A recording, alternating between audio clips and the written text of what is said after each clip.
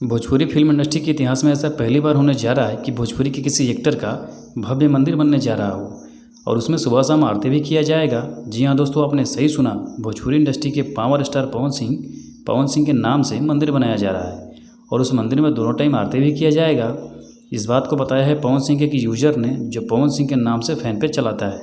उसने एक पोस्ट करते हुए लिखा है कि इतिहास गवाह है, जब जब पावर स्टार पवन सिंह हारमोनिया लेकर बैठते हैं तो वो गाना अमर हो जाता है। बिहार के बक्सर ज़िला में पवन सिंह भैया का एक भव्य मंदिर बन रहा है। ये इतिहास में पहली बार हो रहा है कि किसी भी स्टार का मंदिर बनेगा। मंदिर में दोनों टाइम आरती भी होगी। जय हो पवन सिंह। दोस्तों, अगर वाकई में ऐसा कुछ होता है तो ये इतिहास में पहली बार होगा। इससे पहले कभी नहीं हुआ। वैसे तो ये एक पोस्ट है, लेकिन कभी कभी ऐसी पोस्टें भी सही साबित हो जाती हैं।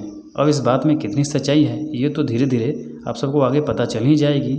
और भी लोगों के माध्यम से चैनल को सब्सक्राइब कीजिए, बने रहिए हमारे साथ। आगे की अपडेट के लिए मिलते हैं जल्दी नए वीडियो में।